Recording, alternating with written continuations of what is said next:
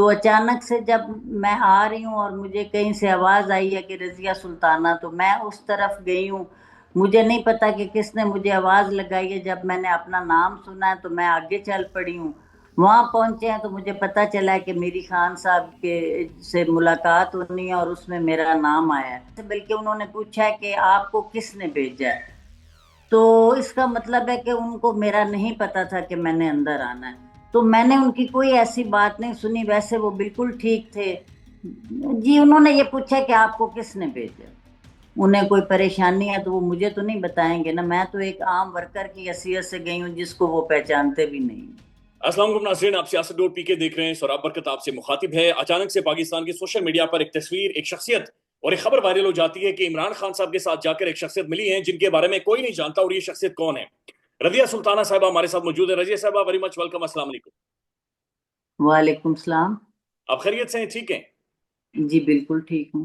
گزشتہ 12 سے 14 گھنٹے آپ کے کیسے گزرے ہیں؟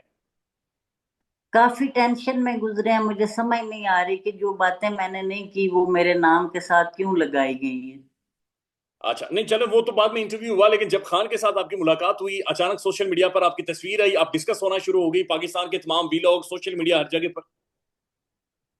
اس کا مجھے یقین تو نہیں ہو رہا تھا، کیونکہ خان کی ملاقات میرے سے تو نہیں ہونی تھی، ان کی بہنوں سے اور ان کی فیملی سے ہونی تھی۔ تو اچانک سے جب میں آ رہی ہوں اور مجھے کہیں سے آواز آئی ہے کہ رضیہ سلطانہ، تو میں اس طرف گئی ہوں۔ مجھے نہیں پتا کہ کس نے مجھے آواز لگائی ہے، جب میں نے اپنا نام سنا ہے تو میں آگے چل پڑی ہوں۔ اور مجھے یقین نہیں تھا، کیونکہ ایسا ہو نہیں سکتا کہ نہ میری طرف سے کوئی اپلیکیشن گئی ہے، میں ایک عام پارٹی ورکر ہوں اور مجھے وہاں پہ کیسے بلایا گیا، اور نہ ہی جو میرے ساتھ لوگ موجود تھے ان کو پتا تھا کہ مجھے کس پرپز کے لیے آواز دی گئی ہے۔ وہاں پہنچے ہیں تو مجھے پتا چلا ہے کہ میری خان صاحب کے سے ملاقات ہونی ہے اور اس میں میرا نام آیا ہے۔ تو میں نے اتنا ہی پوچھا کہ میرا نام کیسے آ گیا ہے۔ اس کے بعد ہم آگے چل دیے ہیں اور آگے جا کے جیل میں ہماری تلاشی ہوئی ہے، اور میرے سے پہلے جو اور 5 لوگوں کے نام تھے وہ وہاں پہ پہنچ چکے تھے، ان کی بات چیت ہو رہی تھی، اور میں باہر بیٹھ گئی ہوں۔ مجھے نہیں پتا کہ وہ لوگ آپس میں کس چیز پہ بات چیت کر رہے تھے۔ 2-3 دفعہ آواز آئی ہے پولیس کی طرف سے کہ آپ کی ملاقات کا ٹائم ختم ہو چکا ہے، اب ٹائم نہیں، آپ لوگ جائیں۔ وہ لوگ نکلے ہیں تو میری صرف کوئی 1.5-2 منٹ کی بات ہوئی ہے۔ خان صاحب کو میں نے اپنا نام بتایا ہے، میں نے اپنا شہر بتایا، اور میں نے اتنا بتایا کہ میں آپ کی پارٹی میں عالیہ کے ساتھ کام کرتی ہوں، اور وہ بہت خوش تھے۔ انہوں نے کہا کہ عالیہ بہت اچھا کام کر رہی ہے اور آپ اس کے ساتھ کام کریں۔ اس کے علاوہ میں نے ان کی صرف خیر خیریت پوچھی ہے، کسی موضوع پہ میری خان صاحب کے ساتھ کوئی بات نہیں ہوئی۔ اچھا ٹھیک ہے، چلیں ان ساری چیزوں کو سمجھتے ہیں۔ اب آپ کے اوپر جو تھوڑا سا سوالات بہت سارے اٹھ رہے ہیں، یا کرٹیسزم بھی ہوا، خیر بہت ساری بات چیت ہوئی۔ ہمارے جرنلسٹ دوست ہیں، انہوں نے آپ کا انٹرویو کیا، بلکہ انہوں نے لکھا ہوا ہے کہ بیرسٹر گور صاحب نے شاید آپ کو اشارہ کیا کہ آپ اندر آ جائیں اور خان سے ملاقات کروا دیتے ہیں، کیا ایسی کوئی صورت؟ نہیں جی، اس ٹائم پہ مجھے بیرسٹر گور نظر بھی نہیں آ رہے تھے، کچھ لوگ وہاں پہ کھڑے تھے اور آواز کس سمت سے آئی ہے میں ادھر چل پڑی ہوں۔ مجھے نہیں پتا کہ مجھے کس نے آواز دی ہے۔ اگر میری ملاقات کرائی ہے تو اللہ تعالیٰ نے میری مدد کی ہے، اس کے علاوہ میری کوئی طاقت میرے پیچھے نہیں ہے۔ اللہ کو منظور تھا، میری ملاقات ہو گئی، میں سوچ بھی نہیں سکتی اور میرے ذہن میں بھی یہ چیز نہیں تھی۔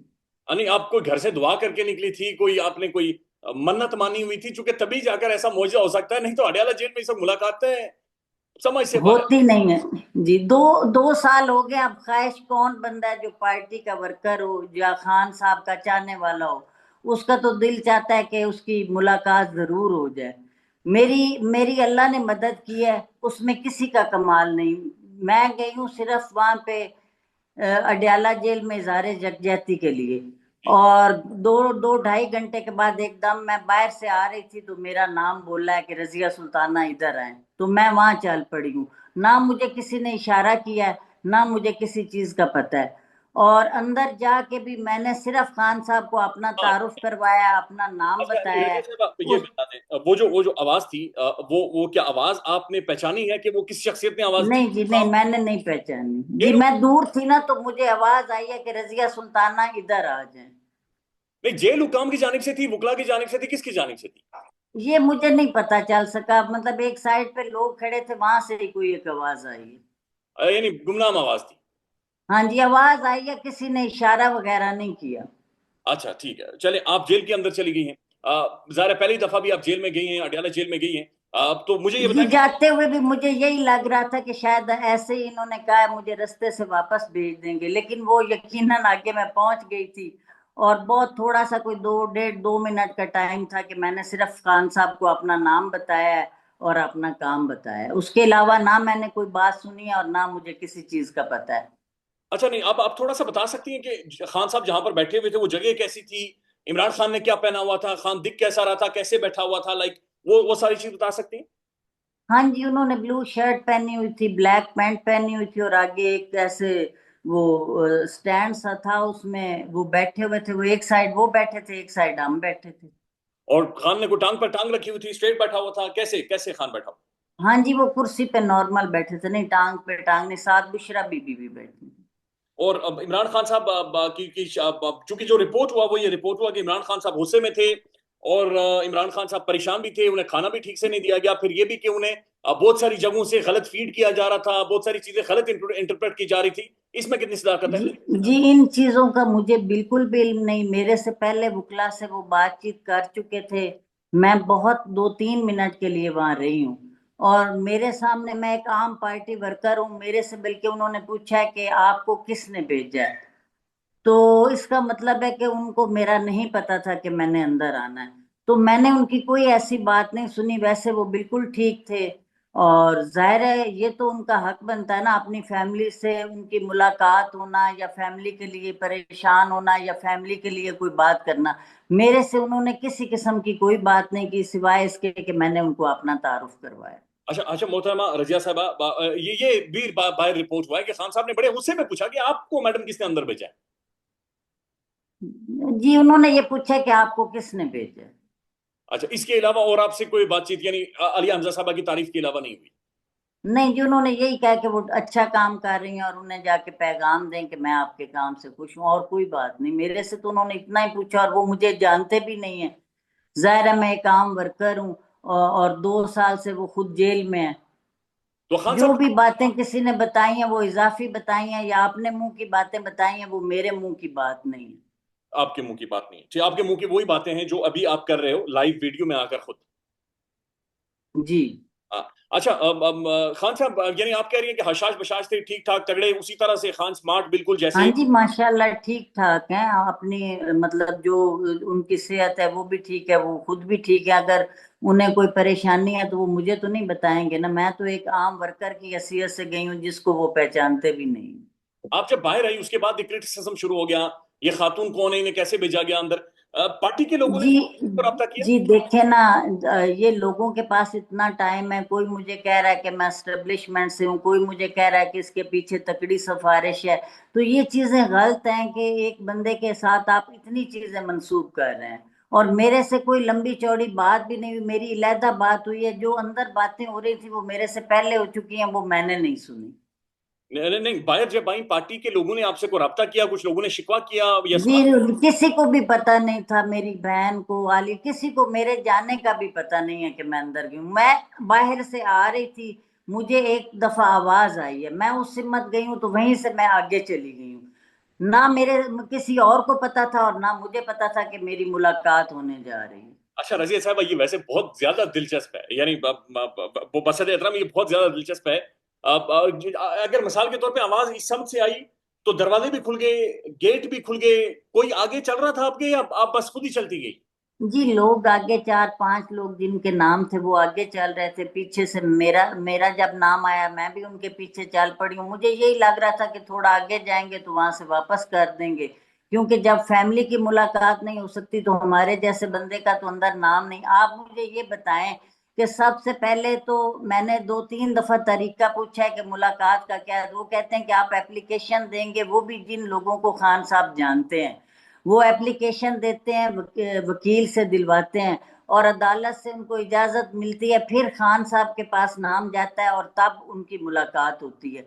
मुझे ये नहीं पता कि मेरे ऊपर अल्लाह ताला की इतनी खास मेहरबानी थी कि मेरी मुलाकात कैसे होगी। मुझे उस चीज का बिल्कुल पता नहीं। रजिया साहब, लेकिन अगर खान साहब से मुलाकात हो रही हो तो उनके जो चाहने वाले हैं वो इनकार तो कभी भी नहीं करेंगे। रजिया साहब, आप अपनी जिंदगी के बारे में भी थोड़ा सा बताएं कि आप लाहौर से हैं, इतना तो मुझे पता है। आपके घर में कौन कौन है? आप पॉलिटिकली एक्टिव हैं? आप कब से पॉलिटिकली चीजों के अंदर आप हिस्सा ले रही हैं? जी मैं बिल्कुल पॉलिटिक्स में नहीं थी। मैं मतलब जब से खान साहब डायरी उठा के वजीर आजम हाउस से बाहर आए हैं उस दिन से मेरे दिल ने चाहा कि मैं इस तहरीक का साथ दूं।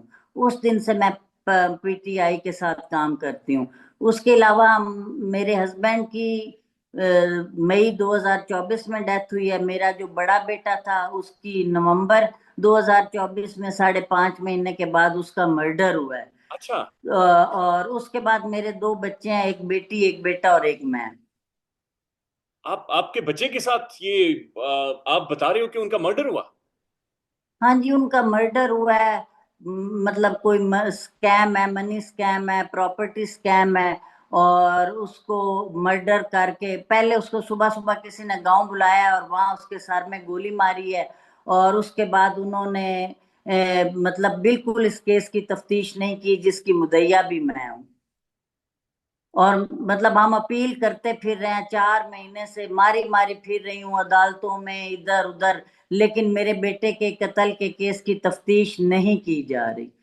पुलिस साथ मुलविस है और वो कोई एक्शन नहीं ले रही और वो हमारी कोई बात भी नहीं सुन रही। उन्होंने एक बात भी नहीं सुनी हमारी कि ये मर्डर हुआ है या क्या हुआ है।